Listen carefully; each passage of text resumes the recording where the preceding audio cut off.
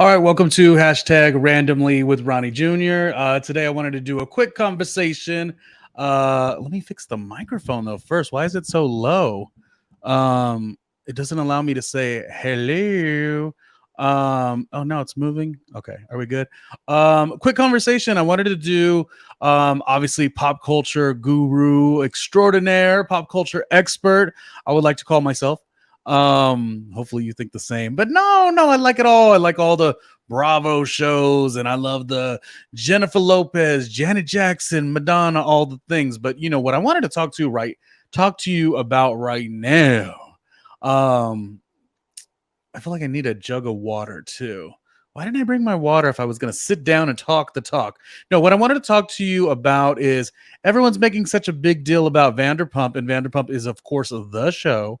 Obviously, it had two really difficult seasons, but now, I mean, honestly, I think the season itself was on to a really good start, and everything was kind of making sense, and it was intriguing, and it was exciting. Um, I of course was a little like, oh, is it going to even be good?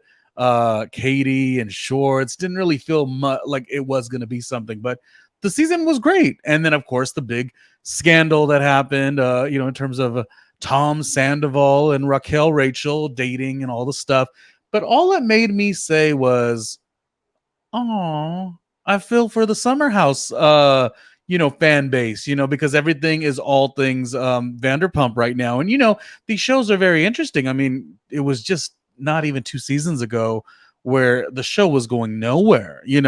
This was post them bringing in a bunch of newbies, which by the way, I thought Danica would have been okay, but somebody missed the mark on that. And I think Charlie is fantastic. I know no one wants to get into it, but they would be wrong and I would be correct. Charlie is good reality TV. But like that season didn't really hit in terms of the new people coming in, because it was trying to like work it out where like the new people came in. And I think even with Summer House, you have that element, which I don't think you need to, but people do have that element of like, oh, is Carl on Summer House? Are they getting too evolved or growing out of the show? Like, I think this thing about what I've always had a problem with within television is just everything being so focused on, a demographic. Now, I'm not a dummy. I, of course, know what I'm talking about and been in radio and television and broadcast and all these things for years. So I get the overall goal and arc and angle and stuff. But I mean, I also don't think we have to get, excited when cast members get a little too old. And then all of a sudden it's like, let's put them out to pasture. And that's what I'm saying in terms of Vanderpump is they were trying to bring in all the newbies to like occupy that fun side of the show, and then the older cast members were buying houses, et cetera, et cetera. Now we know that everything is crumbling, and that's why everyone's going back to Vanderpump. But the point is, a lot of Vanderpump conversations out there in the Bravo YouTube streets, and I was like, oh, no one's talking about the delicious and amazing Summer House, which I've watched since season 1, since Kyle said, oh, you look like you are Steve Jobs to Stassi. And I've always loved the show, and I've always felt like there were some superstars. What I wanted to do with this episode was just basically talk about what I think of the current Summer House, where it's going, what I would like to see more of, what I would like to see less of. And we'll just do it really quickly. So the first thing is, I don't think Kyle is getting too old for the show. Kyle is always interesting. He always brings something to the show. He is getting older, but I mean, I don't even think Amanda's past 34 years old. So she's so young that she might even be younger than that. She's so young that it totally works, And I also like to see a little bit of the business acumen in terms of they have their brand, their drink, which is called Lover Boy, and I like to see it. I think if anything, I would never say that Kyle is aging out of the show, but I would say that let's get, before we would get 100% of like his party style, but then that was it. And now that he's married and, Amanda and him, they're going into, just a different direction in life. I say they still work for the show very much so, but add a little bit more of them succeeding in business. If they are succeeding, which I hope that they would be. I mean, obviously it can't happen more than once per se. The way that it did, as magically as it did when Bethany kind of came on the reality scene and, created the businesses that she created and became who she became. I'm not saying that's going to go to that magnitude for Kyle and Amanda, but can we see a little bit of it? It would be nice. Can I don't know the exposure, the hard knocks of creating your own business could be fun. I'll save Carl and Lindsay for the end because I've got thoughts, and I will tell you just as a foreshadowing. A lot of my thoughts have to do with the fact that I've always thought Lindsay Hub House was the show. Her, Kyle, like I just couldn't get enough of them. But then we've got a lot going on, right now. Danielle is an icon. I love Danielle. The one season she was a part-timer, I was devastated. So I'm glad Danielle's back. But now we have two best friends not getting along, and I'm so sad about that. But the first thing I wanted to do was talk about, well, I'll start nice. And I wanted to talk about I am nice. I wanted to talk about the new cast members and what we think of them. And I think that honestly, this is the group. All three newbies are on fire. I mean, not to say Alex from last season wasn't trying his best. Not to say, I can't think of who else has been in and out. Luke seems to be gone at the moment. They had, was it a Gabby on one of the winter houses and she was gone. Like, they haven't really had staying power. But this group, this trio, Chris to me is everything. Chris is mellow enough, yet fun enough. Like, I think we think of our reality stars having to be on 10 all the time, but there's also an element of just creating fun energy within the other castmates, and I think that Chris really does that. Not a bad looking man to stare at. Okay, very, very handsome, very cute guy. So that's always going to be good to look at. He's got a smile that won't stop. I mean, it makes me want to smile. Chris. Oh yes, we love Chris on the show. What's the other girl's name? Sam? Is it Sam? The blonde Sam? I was not initially there. I was the first impression did not do it for me. I love what Maya did. Maya took her to the side and said, "Oh, you talk too much," whatever. But it wasn't about her talking too much because I typically like a louder cast member. This is not really a problem, but something was not hitting with Sam. And lately it is. Lately, I mean, we're not in the middle of the season in terms of when I'm recapping or speaking upon it right here, but we're at enough to know that Sam has kind of found her stride, which could make sense. You could have a lot of insecurities. Like, doing these shows is not easy, and I just commend them all. But let me tell you who jumped off the page. Not Paige DeSorbo. Gabby. Oh, do I love that Gabby. Oh, do I love Gabby.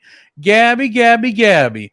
And it wasn't the like astrology thing. Like, that was just, fun. It was, I don't know. I just love Gabby. I can't get enough of Gabby. She is really up in there in terms of like she's good friends. It's not even that she's good friends with who she's good friends with. That's not what matters. What matters is that she's assertive. What matters is she has an opinion. What matters is it does look like they're setting up, and I would not necessarily go into it like, oh, I want Gabby versus someone else or whatnot. But we have got to be honest. And maybe this is why, oh, dare I bring her up? But I mean, this is Summer House. We have to be critical.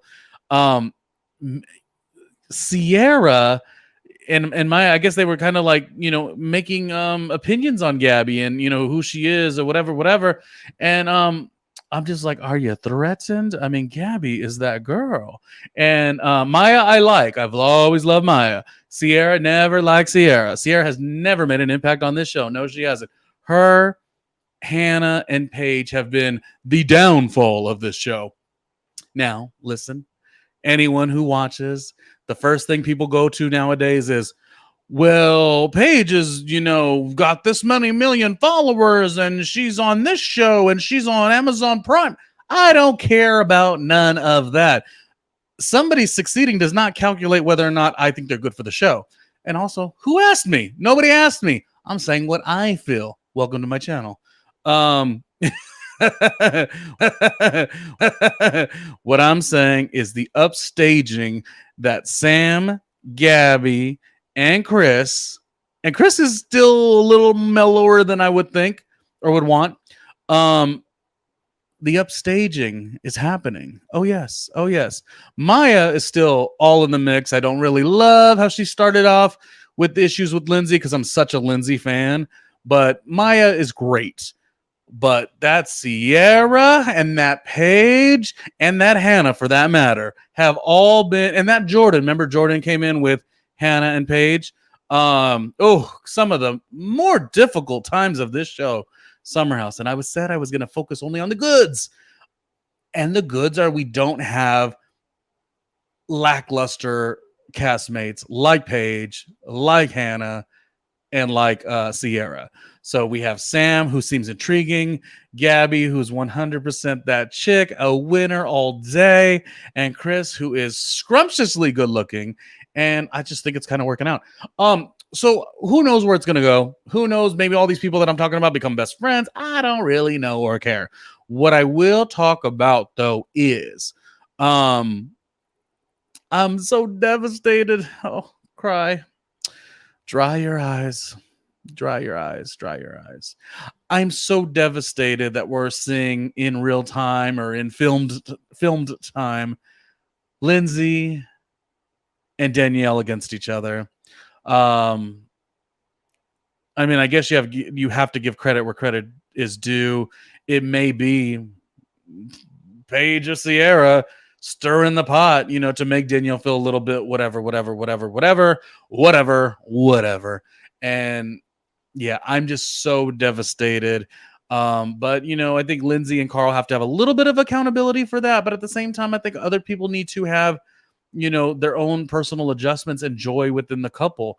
Now we're also relatable in that way when we see one of our friends who's always available to us and then they get in a relationship and they kind of are more standoffish because they're always with their significant other. That's always going to be hard, but I just never knew that it would be so hard in the point that the girls are sort of getting in Danielle's ear. And I'm not saying Danielle is impressionable in any way. She feels how she feels, but it definitely doesn't help that the girls are very much in her ear, stirring the pot, making her feel, oh, well, they wouldn't defend you like you defend them. Like, I mean, let's just focus on Danielle being a great friend. I don't know why that had to be cut into. And, people do, they do what is necessary within their friendships. There's always going to be give and take on different elements. You know what I mean?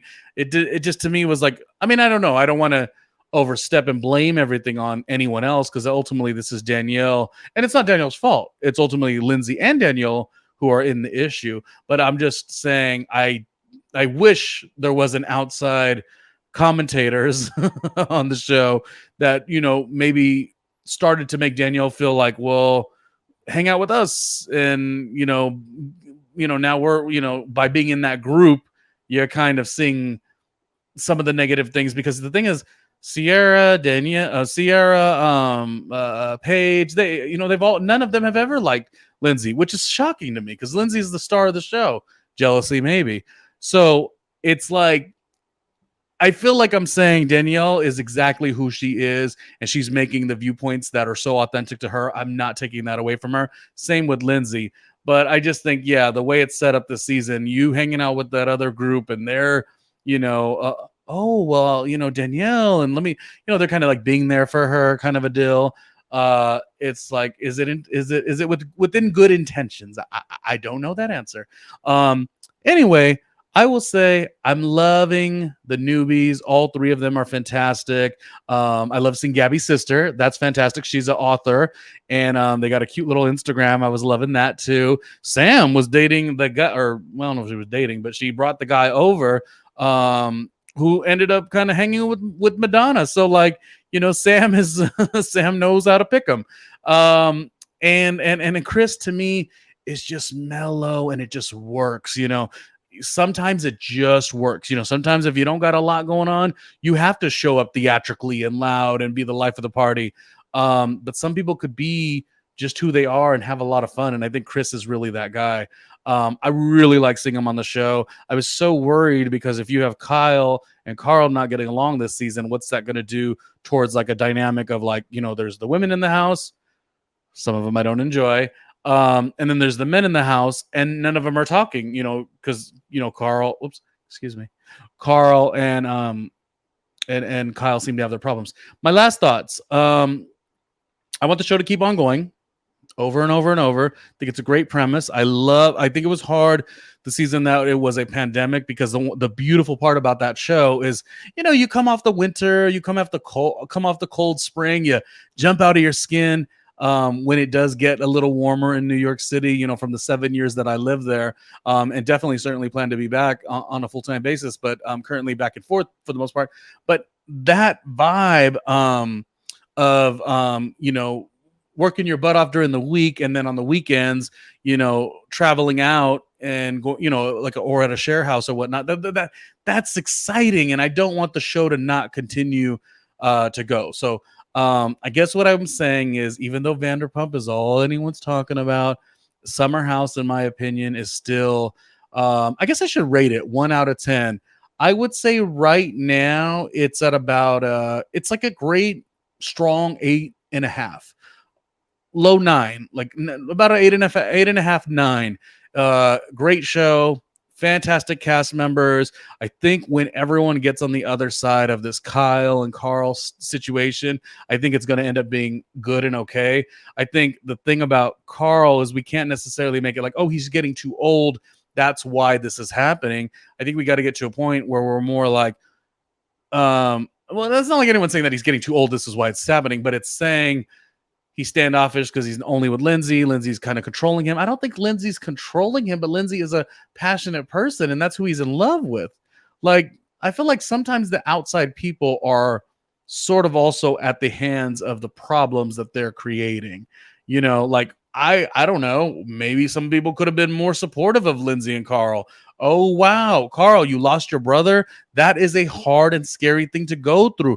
Oh, wow, you gave up drinking because of it. Now you found the love of your life, who you knew for all these years. Granted, it's a new dynamic because you're now together, but like, maybe the other cast members should be rooting them on. But again, who are the cast members we're talking about? Paige and Sierra have been really toxic to this show for so many years, and that will never change. Thank God they are winning and making money, because again, every time anything is being said on these YouTube streets, it's always like a calculation. Well, this says that this person is succeeding, and I don't care if Paige is on the television for 19 seasons. If I don't like her all 19, I'm not going to like her all 19. And by the way, I don't have to like her, just like you don't have to like this YouTube channel. It's all relative, I suppose. And why do you push me? You push me to say something.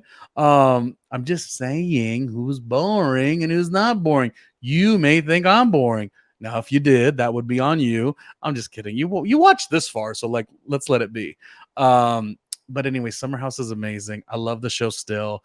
I love the early seasons. I know a lot of times people are like, oh, it didn't get good until this season.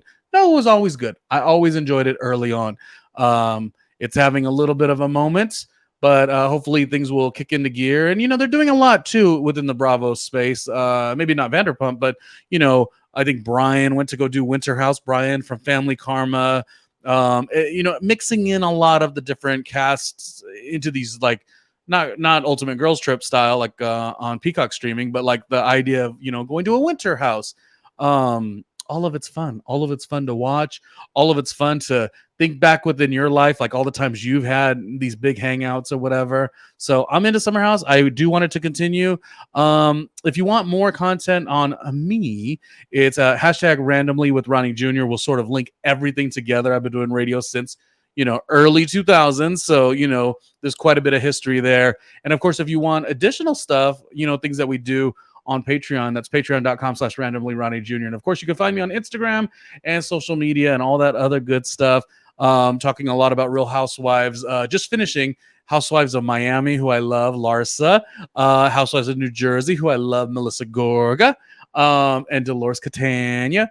But anyways, I love all this stuff. You love all this stuff. We could have slight differences of opinion and then keep it moving. That has been the end of this episode. I will talk to you on the next one.